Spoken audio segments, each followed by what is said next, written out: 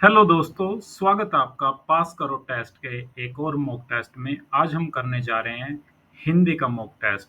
और क्वेश्चंस एक बार फिर से यूपी पुलिस के अगस्त 2024 में हुए टेस्ट में से लिए गए हैं ये क्वेश्चंस। तो चलिए अब शुरू करते हैं हमारा आज का मॉक टेस्ट। तो फ्रेंड्स, वीडियो शुरू करने से पहले एक ज़रूरी बात, हम आपके लिए लगातार ऐसे ही इम्पोर्टेंट और यूज़फुल मॉक टेस्ट लेकर आ रहे हैं। और अगर आप ऐसे इन वीडियोस को मिस नहीं करना चाहते हैं तो प्लीज़ चैनल को सब्सक्राइब कर लीजिए। और अगर आपको वीडियो पसंद आता है तो वीडियो को लाइक भी कर दीजिए। तो चलिए अब शुरू करते हैं मॉक टेस्ट। पहला क्वेश्चन है, चरण कमल बंदो हरिराई में कौन सा अलंकार है? उपमा अलंकार, रूपक अलंकार, अतिशयोक्ति अलंकार या फिर श्लेष अलंकार? तो यहाँ पर जो सही आंसर है वो है हमारा ऑप्शन बी, रूपक अलंकार। अब इसके बारे में डिटेल से जान भी लेते हैं। देखो, ये जो पंक्तियां हैं, इन पंक्ति में चरण यानी पैर और कमल, कमल जो पुष्प होता है, इनके बीच में कोई अंतर ना दिखाते हुए दोनों को एक रूप मान लिया गया है। तो जहां उपमेय यानी कि चरण और उपमान यानी कि कमल, इनमें अभिन्नता या आरोपण दिखाया जाए, वहां रूपक अलंकार होता है। यहाँ चरणों को कमल के समान कोमल न कहकर सीधे कमल ही कह दिया गया है, तो यहाँ पर रूपक अलंकार होगा। नेक्स्ट क्वेश्चन है, निम्नलिखित में से कौन सा शब्द गो का अर्थ नहीं है? नदी, इंद्रिय, गज या फिर गाय? तो यहाँ पर जो सही उत्तर होगा वो होगा ऑप्शन सी, गज। गज का मतलब होता है हाथी। और नदी, इंद्रिय, गाय, ये गो के ही अलग अलग अर्थ होते हैं। निम्नलिखित में प्रेरणार्थक क्रिया है जगाना, पढ़ना, बदलना, चलना। और इसमें जो प्रेरणार्थक क्रिया है ऑप्शन ए, जगाना। कैसे? प्रेरणार्थक क्रिया वह होती है जिसमें कर्ता स्वयं कार्य न करके किसी और को कार्य करने के लिए प्रेरित करता है। पढ़ना और चलना मूल क्रियाएं हैं, जबकि बदलना सामान्य क्रिया है।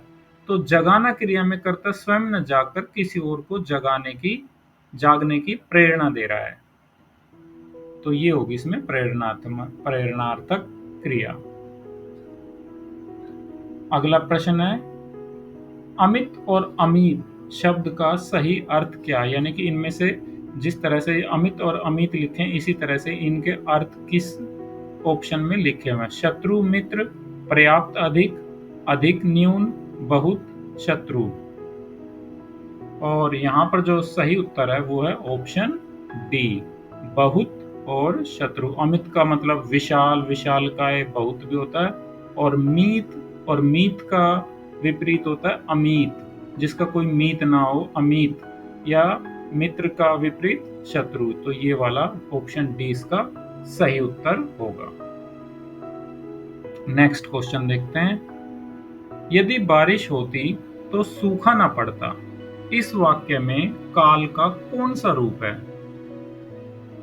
ऑप्शन ए, हेतु हेतु मत भविष्य, बी संभाव्य भविष्य, सी हेतु हेतु मत भूतकाल या डी संदिग्ध भूतकाल। तो यहाँ पर सही ऑप्शन क्या होगा? यहाँ पर सही ऑप्शन है ऑप्शन सी, हेतु हेतु मत भूतकाल। अब हेतु हेतु मत भूतकाल कौन सा होता है?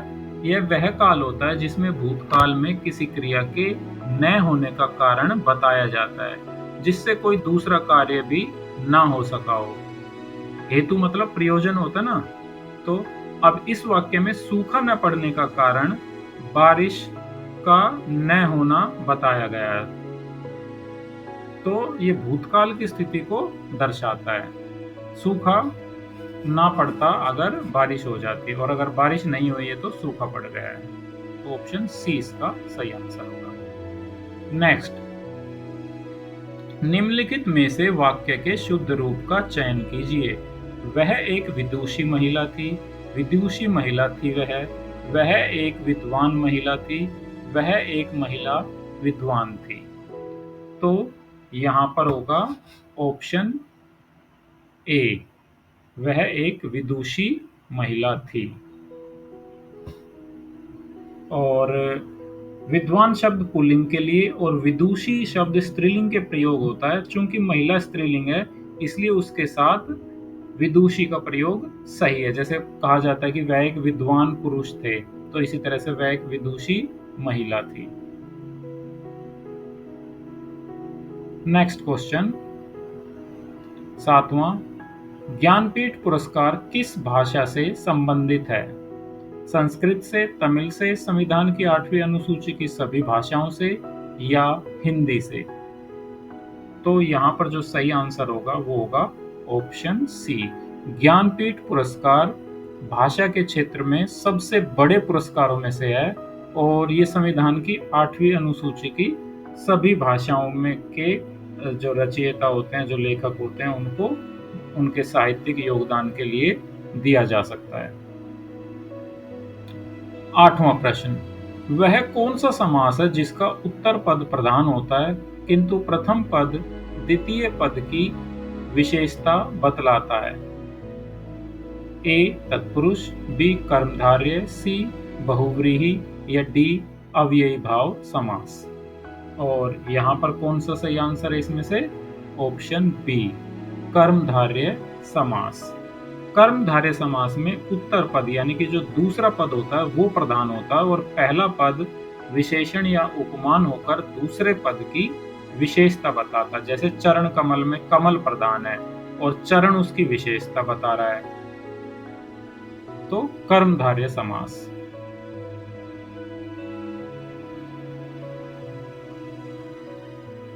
9वां, जिसकी तुलना न की जा सके वाक्यांश के लिए एक शब्द होगा? अतुलनीय, अन्यमनस्क, तुलनीय, अनुपम। तो ये तो क्वेश्चन पहले भी आपने पढ़ा होगा जरूर, इसका उत्तर सबको आता ही होगा। ये है ऑप्शन ए, अतुलनीय। जिसकी तुलना ना की जा सके उसे बोलते हैं अतुलनीय। और मैं उम्मीद कर रहा हूँ कि आपने अपनी नोटबुक पेंसिल अपने साथ रखी है और आप अपना स्कोर बाद में टैली करेंगे और आपका स्कोर जो भी है उसको आप कमेंट्स में लिख भी सकते हैं। चलो 10th क्वेश्चन लेते हैं। इ, ई, उ किस प्रकार के स्वर हैं? अर्धसंवृत, विवृत, अर्धविवृत या संवृत? और इस क्वेश्चन का जो सही आंसर है वो है ऑप्शन डी, संवृत। चलो इसको भी देखते हैं। संवृत स्वर वे स्वर होते हैं जिनके उच्चारण में मुख लगभग बंद रहता है और जिह्वा जीभ ऊपर की ओर उठी हुई होती है। इ, ई, उ का उच्चारण करते समय मुख कम खुलता है, जरा सा खुलता है, तो ये संवृत प्रकार के स्वर हैं। अगला प्रश्न है, गो शब्द का वचन पहचानिए। अभी इंग्लिश वाला गो नहीं है, ये हिंदी वाला गो है। एक वचन, बहुवचन, सदा एक वचन या सदा बहुवचन? तो गो जो होता है ये मूल रूप से एक वचन है। ऑप्शन ए इसका सही आंसर होगा। और गो का जो बहुवचन होता है वो क्या होता है? गायें, ये इसका बहुवचन होता है। चलो, काठ की हांडी बार बार नहीं चढ़ती का अर्थ है छल कपट का व्यवहार हमेशा नहीं चलता, लकड़ी का बर्तन आग से जल सकता है, दुर्भाग्य की मार बार बार नहीं होती, बुरे दिन हमेशा नहीं रहते।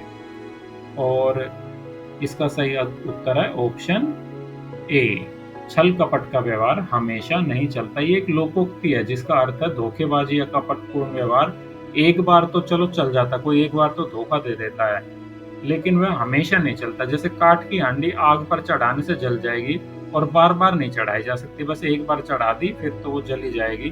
तो इसी प्रकार छल कपट का व्यवहार भी कोई एक बार धोखा दे सकता है, बार बार वो धोखा नहीं चलेगा। अगला प्रश्न है 13वां प्रश्न, निम्नलिखित वाक्य में रेखांकित शब्द का कौन सा कारक है? अनुज की किताब मेज पर है और रेखांकित शब्द है की। तो ए अपादान कारक, बी संबोधन कारक, सी अधिकरण कारक या डी संबंध कारक? तो यहाँ पर क्या की किसको दर्शा रहा है? अनुज की किताब, यानी कि किताब किसके? अनुज, उसकी स्वामित्व या संबंध को दिखा रहा है ना। तो ऑप्शन डी संबंध कारक इसका सही उत्तर होगा। चलो नेक्स्ट क्वेश्चन। मंदिर मदिरा मदिरा नहीं सॉरी मंदिरा मंदिर मंदिरा युग्म का उपयुक्त अर्थ वाला युग्म कौन सा होगा? घर, सवारी, गुफा, बड़ी गुफा या बड़ा गुफा, देवालय, अश्वशाला, पूजा घर, पुजारी। तो यहाँ पर मंदिर का अर्थ तो स्पष्ट है कि पूजा घर हो गया, और मंदिरा यानी कि पुजारी। ऑप्शन डी इसका सही उत्तर होगा। 15th क्वेश्चन लेते हैं, 15वां क्वेश्चन। अचल शब्द का संभिन्नार्थ क्या है? अचल का क्या मतलब होता है? जन्म से, स्थान, धुरी या डी पर्वत और स्थिर। तो अचल किसके लिए प्रयोग होता है? ऑप्शन डी पर्वत और स्थिर, जो एक जगह पर टिका हो, जो चलता ना हो, जो हिलता ना हो। तो ऐसा कौन होता? पर्वत या स्थिर। तो ये इसका सही उत्तर होगा। 16th क्वेश्चन लेते हैं। आकाश का पर्यायवाची शब्द है विप्र, व्योम, हृदय या हर। तो इसका जो सही उत्तर होगा, आकाश का क्या मतलब होता है? आकाश का अर्थ होता है व्योम। ऑप्शन बी ये इसका सही उत्तर होगा। और आकाश के और दूसरे कौन से हैं? आकाश के जैसे आसमान है, गगन है। विप्र का क्या अर्थ होता है? विप्र का अर्थ होता है ब्राह्मण। और ये ह्रय का अर्थ होता है घोड़ा। और ये ऋग का अर्थ होता है आंखें, आंख। चलो अब 17। हेडमास्टर शब्द में किस उपसर्ग का प्रयोग हुआ है? हे, ह, हेडम या हेड। तो भाई यहाँ पर आपको पता ही होगा कि हेड जमा मास्टर बना है तो हेड मास्टर बना है। और ये हेडमास्टर इंग्लिश का शब्द है और हिंदी में प्रयुक्त हुआ तो हेड उपसर्ग के रूप में लगाया हुआ है, जिसका अर्थ होता है प्रमुख या मुखिया। वरिष्ठ साहित्यकार काशीनाथ सिंह को उनकी कृति रेहन पर रद्दू के लिए किस सम्मान से सम्मानित किया गया? कथा सम्मान, राजभाषा सम्मान, शरद जोशी या साहित्य अकादमी। और सही उत्तर है ऑप्शन डी साहित्य अकादमी। ये भी बहुत बड़ा पुरस्कार इस क्षेत्र का होता है। चलो अब 19वां क्वेश्चन लेते हैं। निम्नलिखित में से कौन सा शब्द तत्सम है? आम, आग, आसरा या आलस्य। कौन सा इसमें से? ऑप्शन डी आलस्य। आलस्य। तत्सम शब्द कौन से होते हैं? जो संस्कृत भाषा से ज्यों के त्यों हिंदी में ले लिए गए हैं। तो आलस्य एक तत्सम शब्द है। आम का होता है अम्र, आग का होता है अग्नि, और आसरा का होता है आश्रय, तत्सम शब्द। और इसका तद्भव आलस्य का क्या होता है? आलस। 20वां प्रश्न है। श्याम को पुस्तक पढ़नी है, यह किस वाच्य में है? ए कर्तवाच्य, बी कर्त और कर्मवाच्य, सी कर्मवाच्य या डी भाववाच्य। अब देखो यहाँ पर अगर हम श्याम की जगह पे, कर्ता की जगह पे हम बदल देते हैं मीरा। मीरा को पुस्तक पढ़नी है, क्या यहाँ पर कोई परिवर्तन आया कर्ता के कारण? नहीं आया ना। तो ये वाक्य है किस प्रकार का? ये किस वाच्य में? ये कर्म वाच्य में। यहाँ कर्ता से कोई प्रभाव वहां पर नहीं पड़ रहा है। तो ऑप्शन सी इसका सही उत्तर होगा। 21वां प्रश्न। निम्नलिखित में से कौन सा स्वर नहीं है? उ, ए, ऐ या अ। तो ये तो हमें पता ही है कि ऑप्शन सी ये स्वर नहीं है। प्रत्यंग किस समास का उदाहरण है? तत्पुरुष, द्विगु, द्वंद्व या अव्ययी भाव। और यहाँ पर सही उत्तर होगा कौन सा? ऑप्शन डी अव्ययी भाव। और अव्ययी भाव समास में पहला पद अव्यय होता है और वह पूरे सामासिक पद को अव्यय बना देता है। जैसे प्रत्यंग का विग्रह क्या होता है? प्रत्यंग का विग्रह होता है प्रत्येक अंग या हर अंग।